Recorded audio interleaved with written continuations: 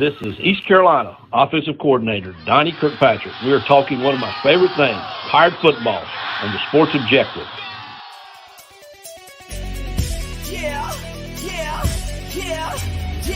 My heart is purple and gold. I'm a pirate down to my soul, and I don't back down, not at all. Find out when the cannons explode, from the sidelines down to the post. Put it down like not even close. All out to the last whistle blow. From the flag with the soul and crossbones. Everybody stand up, get your hands up. Let the team know that we got they back. This is our house, this is our town, our time. Record 19 copy. How about those friggin' Pirates? What's going on, Pirate Nation? Welcome into the Sports Objective. We're talking East Carolina Pirate football here on a Thursday evening. Very excited to take a look at games 4 and 10 of the 2023 schedule. On September 23rd, the Runnin Bulldogs of Gardner Webb will be coming to Dowdy-Ficklin Stadium at 6 o'clock kickoff on ESPN+. And right now, to preview that matchup, welcome into the show for the first time, the play-by-play voice of the Runnin Bulldogs, Phil Constantino. Phil, we appreciate your time tonight. Bubba, good to be with you. Thanks for having me. Absolutely. Coach Lamb is doing a heck of a job there in Boiling Springs, entering his 4th season this fall. His bloodlines in the coaching ranks, run deep. His father, Hal, an excellent coach in the high school ranks down in Georgia, winning several state titles. And then Uncle Bobby, of course, everything he did at Herman and Mercer. So just first of all, I wanted to talk to you about Trey Lamb, who is just 33 years old. Yeah, when he got to Gardner Webb, he was hired in December of 2019. So just before I got to Gardner Webb, a few months later. So we've aligned as far as being together for the same amount of seasons. But Trey was, I believe, the youngest coach in all of Division I college football at the time. And when you meet him, you can tell that he is the son of a coach and the nephew of a coach. And I mean this in the best way possible, there's a level of self-confidence and almost arrogance to him. He doesn't beat around the bush. He's straightforward and to the point. And from my perspective, he's great to work with because he always gives you what you need, but he's also not going to waste his time kind of shooting the breeze with you. He's just a good all-around dude. He's a heck of a football coach. He's an offensive guru, very much the mold of these modern air raid, spread it out, snap the football 90 times kind of guys. But it has been successful, and he has been successful at a program that, quite frankly, 2 decades in Division I hadn't been that successful. He's really turned this thing around. So great dude, great coach, just recently signed a contract extension, and it is incredibly well-deserved. No doubt. 7-6, 5-0 last year, but of those 6 losses, the majority of those were very competitive. You played 3 games against FBS opponents, and very good FBS opponents at that, Coastal Carolina, Marshall, and Liberty. Those games, and 2 of them could have very easily gone the Runnin Bulldogs' way. Well, if you think about it, it was a wild schedule. I think it had to be, I don't have a number on this, but I think it had to be one of the toughest schedules in the country in the FCS. Those 3 FBS games, Coastal, Marshall, and Liberty that you mentioned, that's the first time Gardner Webb's ever played 3 FBS games. And all of that came about because of some late conference realignment that kind of jacked things up in the Big South. There were some open dates. And next thing you know, late in 2021, early 2022, you're still worrying about a 2022 football schedule.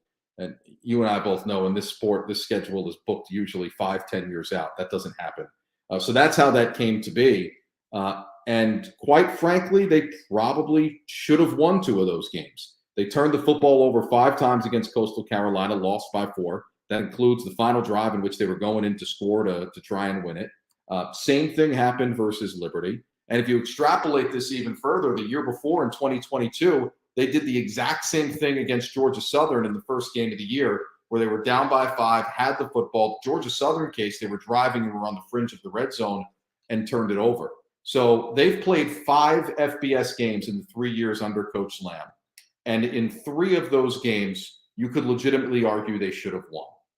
And so if that doesn't show you the growth of the program, if that doesn't show you just how good Gardner Webb is and has been the last couple of years, then I don't know what does. And also, to your point, that schedule was not just 3 tough FBS games.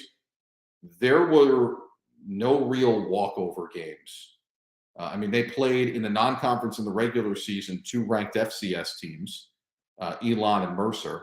And then in the playoffs, beat Eastern Kentucky. It was the first ever FCS playoff victory in program history. Beat Eastern Kentucky for the first win, and then played a top 5 ranked William and Mary team. And that's how the season ended. So 7-6 overall, I do think is incredibly misleading. You mentioned the 5-0 record, unbeaten in league play. They took care of the 6-team Big South last year, but an incredibly difficult schedule, especially given the level and what they're competing against. So 7-6 to me needs a little bit of a qualifier, if that makes sense. No doubt, because with the results against those FBS opponents, you would certainly. I was surprised when I saw 6 losses, but then once I looked at the schedule in full, as you said, it made more sense. But a heck of a 7-6 football team for sure, and best 7-6 team in the country, probably. No doubt. And I'd say that what you were saying, as far as it being the top FCS schedule, is very probable. But before we dive into the personnel, taking a look at this year's schedule, in addition to traveling to East Carolina on September 23rd, you begin the season up in Boone against App State. So another very challenging September. Yeah, and 2 FBS games on the schedule this year, which is a little bit more normal. And I think Coach Lamb likes that.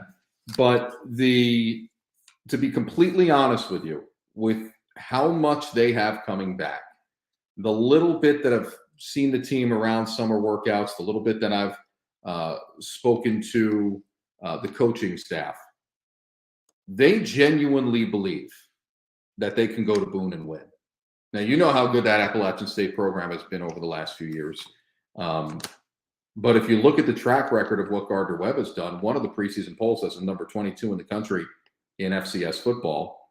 They're returning 21 starters. It's a little bit misleading because they've got 15 guys on the defense that in their past have legitimate, fairly long-term starting experience. So if you go position by position, it's more like 17 starters. But you return 17 of 22, both sides of the ball, coming off of an unbeaten conference record and a conference championship. A lot of confidence, a lot of experience, and what they've done against FBS opponents in the past. I'm not saying they're going to go to App State and win, but there's a legitimate belief that in these FBS games, that both of them, App State and East Carolina, I think there's a legitimate belief that they can win. And it doesn't always work that way when FCS teams walk off the bus at these big FBS stadiums. A couple of minutes ago, you were talking about the philosophy of Coach Lamb on the offensive side. Tell us about some of the personnel there. I know you. I was reading earlier. You lost your quarterback who threw for right at 3,000 yards a year ago. Yeah, and Bailey Fisher was he was a heck of a player. He was the Big South Offensive Player of the Year. He's actually now on the staff working with the quarterbacks since he graduated. But that's 65% completion. That's a little over 2,900 yards passing. 19 touchdowns, 11 interceptions, and I think what was most underrated about him, because he had such good mechanics and he looked the part as a passer, he rushed for 11 touchdowns, and he really could run the football. Tons of speed, but effective use of the spread option. And that is something that Trey Lamb's offense has always been predicated on. He loves having a quarterback that can run. Now, there are 3 guys in the mix to replace him this year, but ultimately, yes, the quarterback position is a big question mark. Everywhere else, they return talent that they're comfortable with. Everywhere else, starting with Nari Gaither, who's in his past been an All-American. Last year, he was a first-team All-Conference running back. In fact, he's a 3-time All-Conference player. He's using his COVID year here. Last year, rushed for over 1,000 yards, about 102 yards per game. That's pretty darn good. But he also is a great receiver out of the backfield that they use effectively on swing routes and others. So they have a lot of talent. There's no question about it. The question is, you got to get the quarterback position right, but you also, do you have a guy in the program right now that can fill the role of such a talented quarterback, Bailey Fisher, who graduated, and he was able to run the football. The three guys in the mix right now: Ty Lyles, Coastal Carolina transfer, Geno English, a Florida State transfer, and Matthew Caldwell, who's the one returner from that trio. He was the backup last year. Bailey actually, I think, was hurt for a game or two, and Caldwell started. He's the presumptive heir to the throne, though my understanding is that it's a pretty open battle, and whoever takes that spot is going to have big shoes to fill. Someone I wanted to ask you about, you were mentioning running backs transferring over from East Carolina, as is so common in this day and age of the transfer portal. And Nemo Squire, talk about how Nemo Squire has done since arriving in Boiling Springs. Yeah, I mean, I personally haven't had really a chance to get out there and look at it, so I don't know that I'm the best one to answer that question. We've had a lot going on in our athletic department here, but I'll tell you he's in the mix, and I'll tell you that I know that Coach Lamb, he doesn't miss on many recruits. He knows what he's looking for. He knows what he's looking for, and if it fits, he'll be out there. And there has been in this offense. And they're running 90 to 95 snaps a game. It's about as fast of an offense as I've seen in college football. As fast as some of those Washington State teams, and trying to think who else has spread it around so well over the last few years. They hurry up to the line and snap the ball. So that oftentimes means they are rolling through skill position players. So what you see on the depth chart, as a play-by-play guy, you make your chart, you make your two deep, you better have another roster handy because they may go 3 or 4 deep at a position. So do be mindful of that you're going to see them rolling through players. Who are some of the top receivers that are returning? Well, I also think that is a little bit of a question mark. They lost TJ Luther, who was an All-American, I think second or third teamer by one of those million media outlets, Phil Steele maybe. But he signed as an undrafted free agent with the New York Jets, and there was some talk about him getting drafted at one point. He was a first-team all-conference player, league's leading receiver, very talented guy who had transferred over 2 years in the program from Wofford. That said, Caleb Borders is a young freshman that came on late last year. Justin Franklin is in the mix. He's a returning player. Kareem Page is another player that came on late last year. Hakeem Meggett, Malik Huggins. And then also there's a guy by the name of A.J. Johnson who joined the program, I want to say in the middle of last season, got some practices in but never dressed for a game. And he is a former 4-star recruit. Some things fell through, and he ended up at Gardner Webb. And I believe this will technically be his freshman year coming up here. He's a New Orleans product. So there is talent in the room. There's a lot of returning players. Again, they lost the star, but those are the names to look out for. And it's going 8-9 deep. And I'm serious that it's more than likely that every single snap they'll line up 4 wide. And then with how quick they're going, it is in and out. I've even heard Trey talk about, if we throw a deep ball, I have to, with the pace that we play. Say we throw a go pattern, 50-yard pass incomplete. That receiver has to come off the field. There's not enough time with the pace that they play for that receiver to get back on sides and do what they want to do. So that's how much they sometimes roll through those skill position players. To be as competitive as a program as the Bulldogs were a year ago, you obviously have to be good in the trenches. What does this team return as far as the offensive line? Well, I think it starts with Gabe Thompson. He's probably going to play center. They've moved offensive linemen position to position a lot. And I think they found a rhythm about halfway through last year with Gabe Thompson at center. He's a big boy, 6'3", 304 from Spartanburg, South Carolina, and he can move some folks. Another all-conference guy. Great kid, class president. He's involved in things as high as being on the student committee for hiring our new athletic director that started last October. Just a phenomenal human being. Gabe's been around the program for a while now, and I believe this will be his last year of eligibility. Outside of that, Kyle Schneider is another guy who's a grad student, fifth-year player on the interior line. I would say that they may have some questions at the tackle positions. We'll see. They lost an all-conference offensive lineman, Clayton Frady, who was a North Carolina kid that transferred up to Virginia Tech. So that's a position where they may have to replace a couple of folks. I think the overall theme of what you'll probably hear from me personnel-wise is that there are definitely more holes on the offense than there are on the defense. Almost everyone on the defense comes back. Of those 21 starters that I told you about that had starting experience, really 17 positions, if you go position by position, well, 15 of those 21 are on the defense. So the offense has some holes, but I don't think in recruiting there's any lack of talent. And the biggest question mark, as I said before, quarterback. That's you know how that goes. That's big.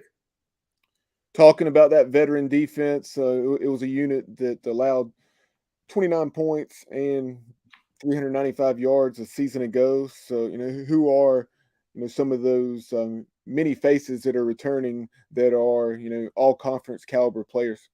Yeah. And those numbers you mentioned, Bubba, you put them in perspective a little bit. Think about how many snaps they're trying to play offensively. So those numbers are even better. They may seem pretty good in today's college football. Those numbers are even better when you consider, what the margins are that the offense is putting up and how many snaps on the field that the defense ends up playing. And so as a result, you will see them cycle through defensive linemen quite a bit. The linebacker positions, I think those are pretty set. I don't even see where there would be any position battles in camp. William McCraney, Brendan Jackson, Ty Anderson, all conference players in the past. McCraney was the league leader. I think this was 2 years ago now. I lose track of time. Was the league leader in tackles in the Big South.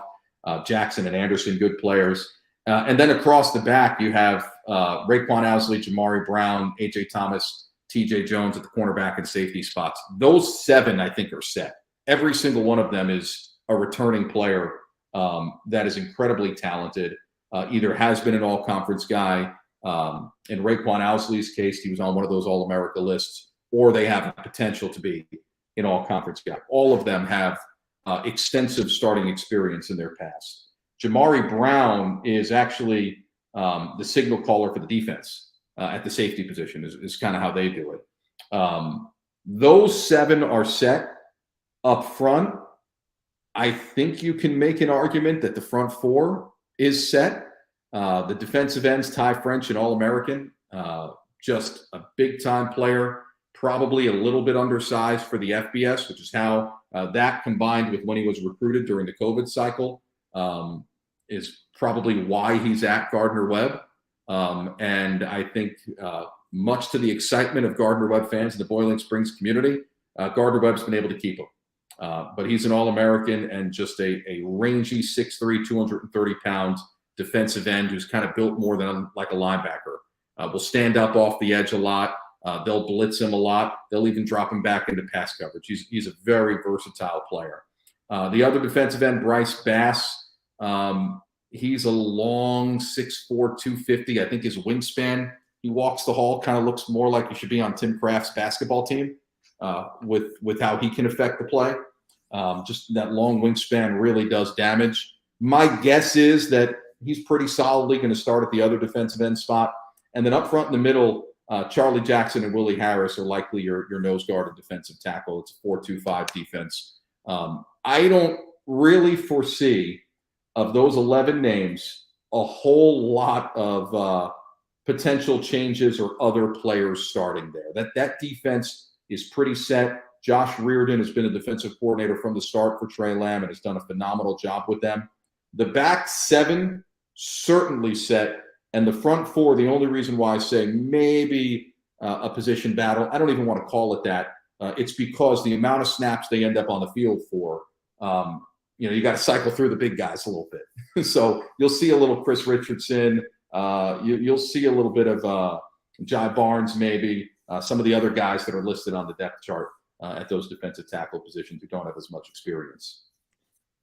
Phil, really appreciate your time this afternoon. Before we let you go, I know we were discussing before we went live that you do know new East Carolina play-by-play voice and director of broadcasting Chris Edwards. He was named the new voice of the Pirates this morning, replacing the late Jeff Charles, who unfortunately passed away back in early February. But what can you tell us about Chris? Yeah, I know Chris a little bit. I don't know him incredibly well, but we've crossed paths sometime. I was at Queen's University in Charlotte before I got to Gardner Webb 3 years ago. This will be my fourth season, and I think Chris at the time was actually doing a package of TV games with Catawba College, who was a big rival of ours, who we played against in basketball. And Chris did some of those games. I know he did a bunch of other Catawba football games. Just a good dude. Treats the broadcast with respect. Has the respect of his peers, and I believe he's got some ECU ties in his past as well. And I know the reputation in the Raleigh, Durham, and further northeast part of the state, kind of away from us. I know his reputation is certainly a good one. I've never heard anyone speak negatively about Chris at all. So you guys got a good one, and I look forward to seeing him on. Whatever it was, September 23rd, week 4. Yep, September 23rd, 6 o'clock. 23rd. I got 3 games to get through first, but I'll see you there. Sounds good. Again, appreciate the time, and tell folks how they can follow you on social media. Well, at Phil Constantino, not hard to find, but I'd encourage them all to check out the team as well at GWU Sports on all the respective handles, and gwusports.com. For all the information out of Gardner Webb's athletic communications department. I know sometimes those FBS games, some of your fans up there, Bubba, they Gardner Webb rolls up and they don't know a whole lot about him. And so great work is done by that sports information department. And there's a lot of good information about them on there. So if you want to educate yourself before you come on out to the stadium for that one, that's where you can find it, all the info. No doubt. I've certainly told other Pirate fans, me and my co-host on this show, just how dangerous Gardner Webb could be, because you take a look at what they did a year ago, nearly knocking off Coastal Carolina, and then Liberty as well, and then playing Marshall very competitively for the majority of that game up in Huntington. But again, appreciate the time, and we'll catch up down the road. Appreciate it, Bubba. Thank you. Thank you so much.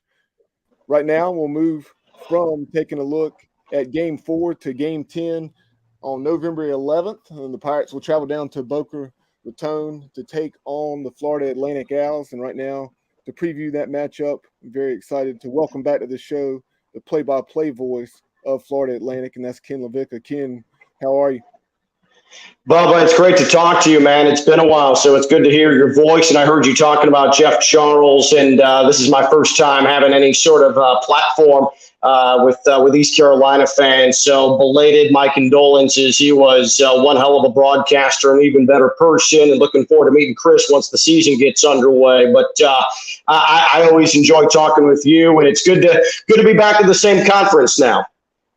Yeah, it is. I appreciate you coming on, and like you said, very sad what happened with Jeff. I know Chris will do an excellent job, and that's one of the reasons that I really felt like Chris he was one of the guys that I had on the short list from the get-go, because not only is an East Carolina guy, he's obviously an excellent broadcaster, and he had the proper perspective on what transpired and would do nothing but honor Jeff's legacy. But, before we dive into Tom Herman's ball club, you referenced the move to the American. And as you mentioned, East Carolina and Florida Atlantic were in the same league back in CUSA in 2013. I remember when you guys came to Dowdy Ficklin for a Thursday night game. Mm-hmm. But just talk about that transition. Now, obviously, all the excitement of winning 35 games on the hardwood and making a Final Four with Dusty May. And then you've seen glimpses, especially under Lane Kiffin, on the gridiron. Yeah, no question about it. 2 Conference USA championships in 3 years under Lane Kiffin, 2 bowl wins under Lane Kiffin as well before he went on to Ole Miss. So this is a team that is transitioning into Tom Herman after 3 disappointing years under Willie Taggart. And it was not a question of the talent. A lot of the talent that Lane Kiffin had, Willie Taggart had, but it was just the execution wasn't there. It was a mistake-laden program. It was a program that faced a lot of hurdles from a luck standpoint, a matchup perspective, late losses across the board all 3 years. And so now you bring in one of the Americans' best coaches in conference history in Tom Herman to see if he can rekindle some of the magic that he had in Houston before he went on to Texas. But it's been nothing but energy from Tom Herman. And I know that's not a tangible thing, but he's come in and he took some time away from the game, did some TV work. He is really, really an electric personality. And so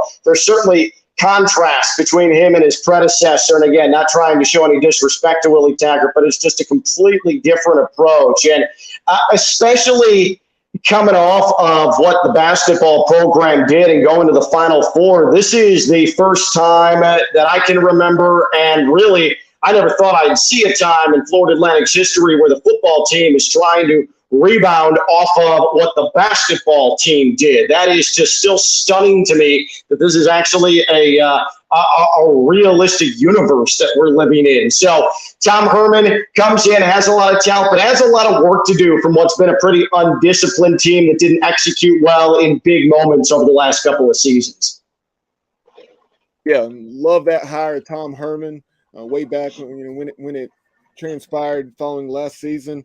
And because he was someone, with the success Mike Houston's had in Greenville, had we won a couple more games or so last year, who knows what may have happened, whether Coach Houston would still be around or not.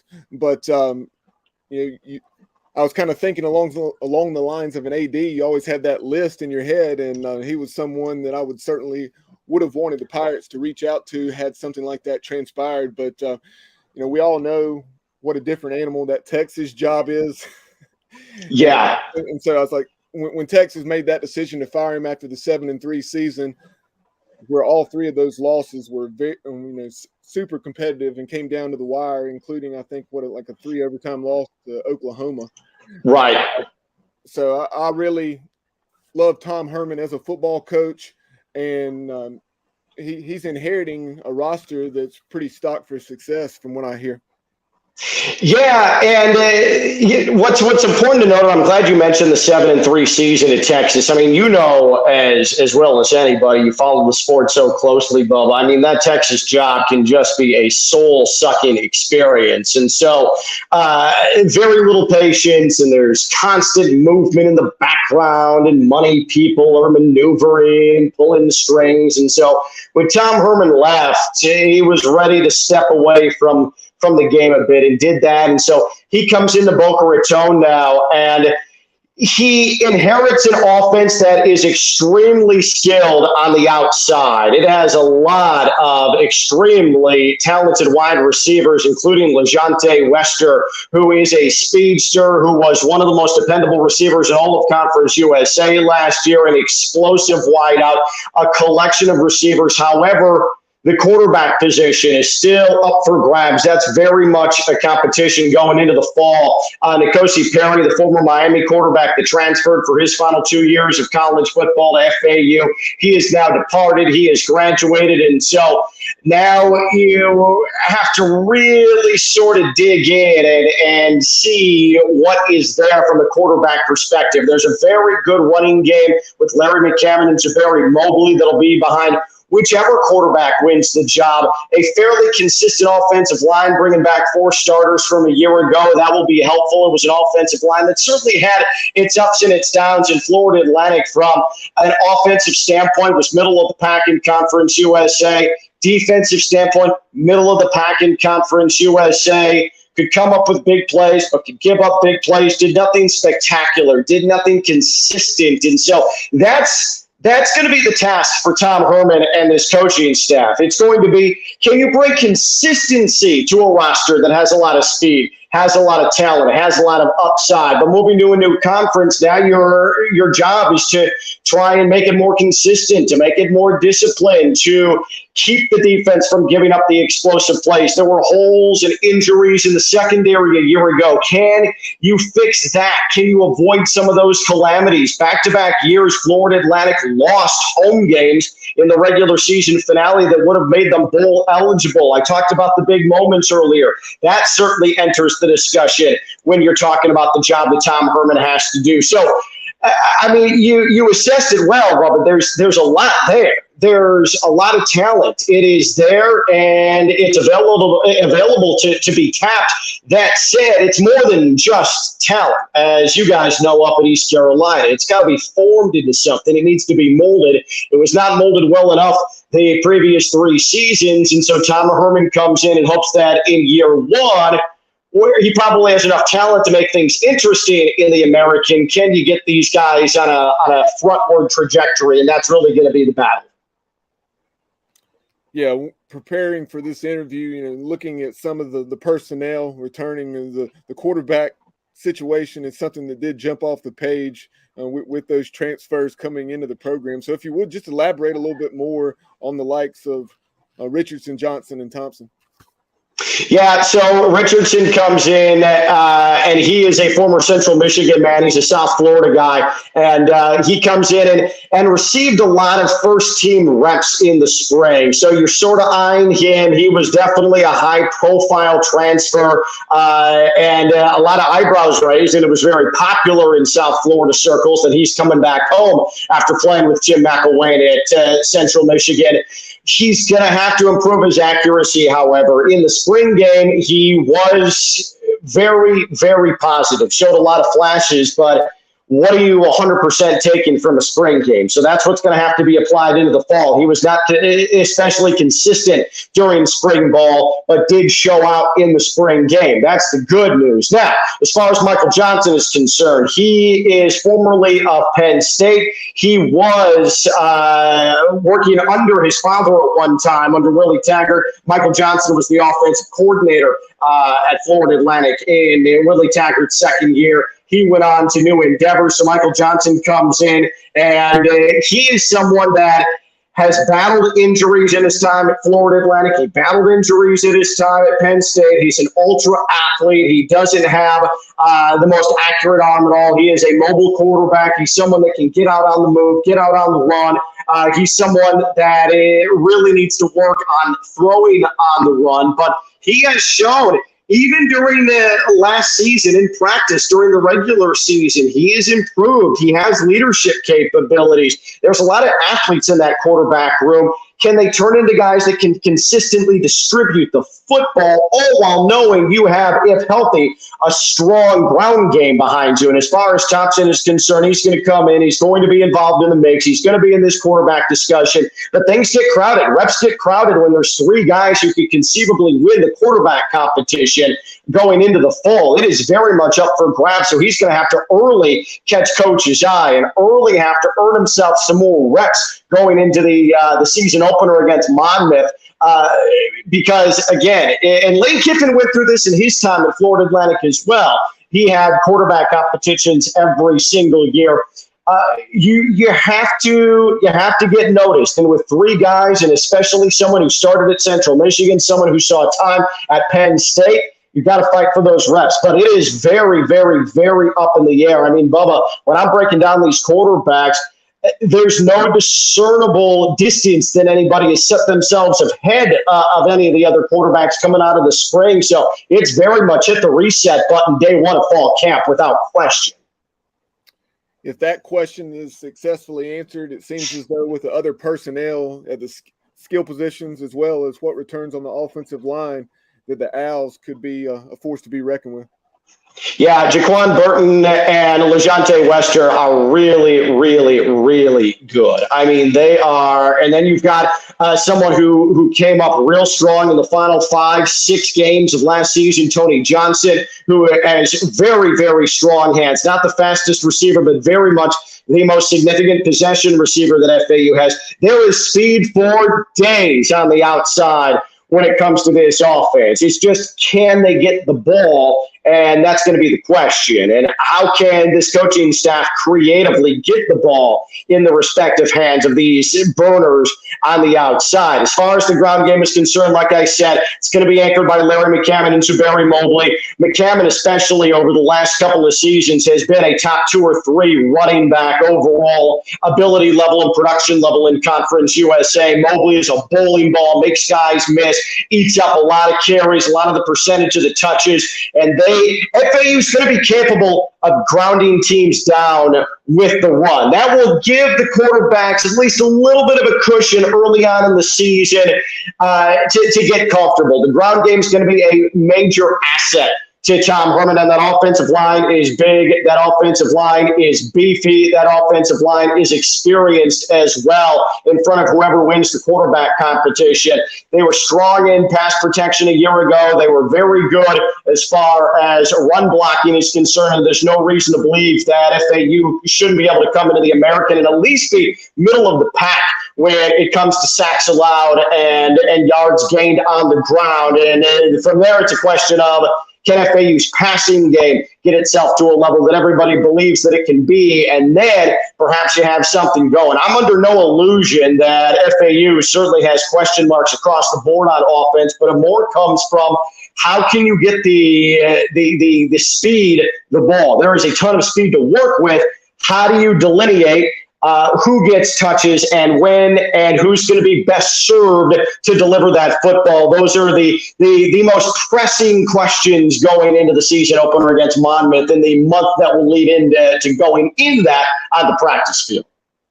Shifting over to the defensive side, I know a season ago it was a struggle, allowing nearly 40 points a game, 425 yards. So what can you tell us about who Coach Herman brought in to coordinate the defense, first of all, and then I know a lot of the personnel is back, correct?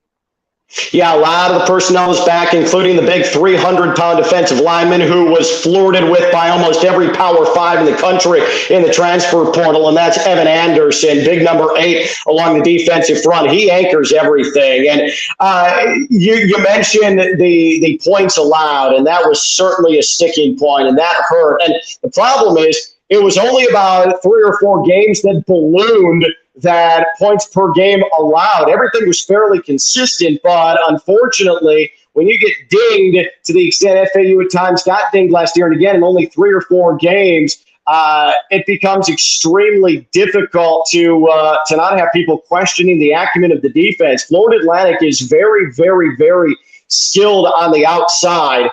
Smoke Mungan leading the corners at the boundary for FAU defensively, but health was such a problem for FAU last year. It seemed like the corners, there was a new corner down every single game requiring medical attention, missing games. The depth, the hope is the depth is improved, but you also hope the depth isn't needed nearly as much it was needed a year ago. As far as the defensive coordinator is concerned, Rock Bellantoni comes in after a stint at Auburn. Prior to that, he was at Utah State and Washington State. This is the second go-around for Rock Bellantoni at Florida Atlantic. He was the defensive coordinator, first linebackers coach, then defensive coordinator under Charlie Partridge when he was the head coach at Florida Atlantic before Partridge was let go after the 2016 season and inherited the role he has served since, which is associate head coach at Pitt.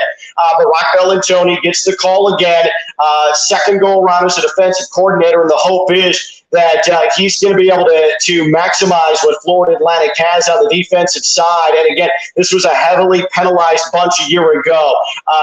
Really struggled through portions of the season, keeping the penalty yardage at even a medium as opposed to a minimum.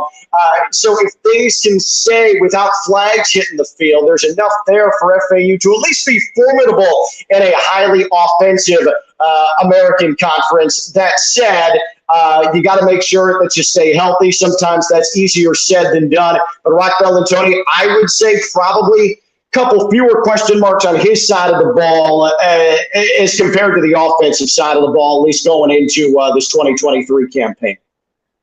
Taking a look at the 2023 schedule, you reference opening against Monmouth, FCS foe, and then Ohio out of the MAC, travels down to Boca. So certainly not gimmies by any stretch, but at the same time, if you're going to play at Clemson and at Illinois, you like the way it sets up in September. Yeah, no question about it. And Ohio is going to be a sticking point for this team. Florida Atlantic went up to Athens a year ago and had a second half lead and just completely melted down in the fourth quarter, got thrown all over. And I talked about how 3 or 4 games ballooned that points per game allowed for that FAU defense. That Ohio game was absolutely one of them. That was a head scratcher. That got away from FAU in a massive way. And so welcome into Ohio down to Boca Raton in what should be swamp-like tropical temperatures. FAU certainly has that one circuit on the calendar. And then, as you mentioned, you got Clemson coming up, and then you got Illinois after that. 2 bruising teams, 2 different styles of how they bruise you out of the upper echelons of the Power 5. So you're exactly right from a mental standpoint. Playing well, executing well, handling business against Monmouth, and then getting some revenge against Ohio. That's the best possible situation for you to enter those games against Clemson and Illinois. And then you start American play and a new endeavor, a new journey in FAU football program history gets underway with a conference that is going to be absolutely fascinating, especially because there are a couple of teams out of the Conference USA entering the American, including UTSA, that I think are going to be able to compete for an American championship right off the bat. This is going to be top to bottom, and I understand the consternation from American teams. Conference USA squads coming in. You lose Houston, you lose UCF, you lose Cincinnati. I understand the hand-wringing over that, but I'm telling you, there is quality. There are quality football teams coming in that are going to make this one heck of a football conference. No doubt. Like you mentioned, UTSA, heck of a program. Very impressive what Coach Traylor has done there. And that fan base really gets behind the Roadrunners. Yeah. So just talk about how the schedule is for the Owls within the American, in addition to hosting the Pirates on November 11th. Yeah, so Florida Atlantic will go to USF, and so USF has certainly had its issues, but I mentioned USF first because that's the new regional rivalry for Florida Atlantic. FAU has spent his entire existence with FIU, still in Conference USA is the rival, not on the schedule this year, so USF is going to be the team that FAU travels to with this new rivalry. And then a couple more teams that come to mind, Florida Atlantic and Tulane. That certainly is a game that's marked on the schedule. You also go down the line and Conference USA teams that FAU is going to be playing again in year one. Charlotte, who FAU has handled in a massive way going back to the Conference USA days. Florida Atlantic gets another crack at Charlotte. FAU is also going to be at UAB, a place that they have struggled mightily the last couple of seasons. And for Florida Atlantic, this is really going to be a feeling out process. Speaking of the American teams, I mean, you've got the American holdovers, and then you have the newcomers to the American from FAU's Conference USA. This really is going to be a feeling out process. Like Bob, I'm telling you, I think that there's enough talent here to win ball games in the American, but you can't be mistake-laden. You can't be mistake-prone.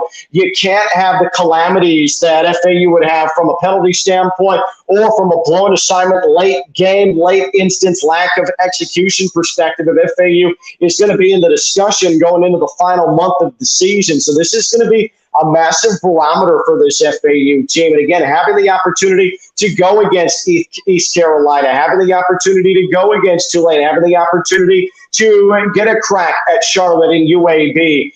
This is going to be significant for this program, but I'm telling you, this FAU team may not fully even know what it is coming out of the 4 games in the non-conference going into American play. There's just so many questions about who's going to play where. How can this be best facilitated? It's certainly not ideal for Tom Herman, but I think he's accepted the fact that this is very much going to be a work in progress throughout the course of the year. There's going to be ups and downs with it. Coming into a better football conference won't help the cause, but it's certainly going to help this team improve as time extends on during the course of the campaign. I believe here within the last few weeks that Coach Herman was on with Jim Rome, and Jim Rome was asking Coach about the excitement of the basketball program, and then how he is attempting to parlay that into success on the gridiron. So, what can you tell us on that front? And then also the fan base, all the excitement surrounding the Final Four appearance, and then hiring such an excellent football coach. Are you seeing that carry over? Like, how many season tickets have the Owls sold? Yeah, so FAU is actually up around 35% more season tickets sold than they were last year in football, and I think a lot of that has to do with the carryover effect from the basketball program. FAU's basketball program is going to have every game sold out this season, and so this is just a carryover effect. And what I appreciate about Tom Herman is that there are some schools where new football coach comes in and he's trying to establish his own thing. And he's trying to make sure that he's focused on his program and wants to build it independently. But Tom Herman from second one, and he came in right in the thick of FAU basketball in the midst of a 20-game winning streak a season ago, immediately threw himself right in the middle of the frenzy that was FAU basketball, traveled to road games, was at the Conference USA tournament, was at every NCAA tournament game, even during the course of spring ball. And so he, instead of, hey, this is FAU football, this is our own thing, we apply our own path, he understands the importance of using the excitement around basketball to propel this football program, constantly referencing them, trying to make sure that the excitement that people are feeling, some of the folks in South Florida that maybe had never gone to an FAU game, that have been caught up in the fervor of Florida Atlantic, that have gone out and spent money on the season tickets, putting out a product on the field, wrapping himself in the FAU basketball flag, trying to keep these people around and giving them an entertaining product. And he's fully embraced that. It's completely egoless from Tom Herman. And I have been extremely impressed with how he's tried to immerse himself in the basketball program. That hasn't always been the case at FAU with the basketball and football program. The intertwining, the ability to willingly work together and market and brand together. And both Tom Herman and Dusty May have really jumped aboard and have really become very good allies within the athletic department and on campus. And so everything that Tom Herman told Jim Rome, I wasn't surprised about that. And that just echoes more of what Tom Herman's told me and what he's told many in and around FAU. And don't think that it hasn't helped some of these donors and gift givers. It hasn't helped Tom Herman to help facilitate some of the very necessary financial obligations that need to be met from outsiders in the FAU community. So Tom Herman has tried to maximize it to the best of his capability, as he should, and he's done it in a very willing and exuberant manner. And I think that is just an exemplary outcome. You had the 35-win basketball season, you had the Final Four, so why wouldn't Tom Herman jump aboard and try to rebound off of that? No doubt. And Ken, before we let you go, we appreciate your time this evening, and tell folks how they can follow you on social media. For our viewers, you can see it there at the top of the screen. Yeah, absolutely. At KLV1063, that's my personal Twitter account. And as always, FAUsports.com for anything happening with Florida Atlantic, especially with East Carolina coming back as a conference brethren for Florida Atlantic. So feel free to research up. I'm looking forward to talking to you as we get through the football season, Bubba. But again, at KLV1063, I do answer DMs. Just keep it classy. And it's always good catching up, my friend.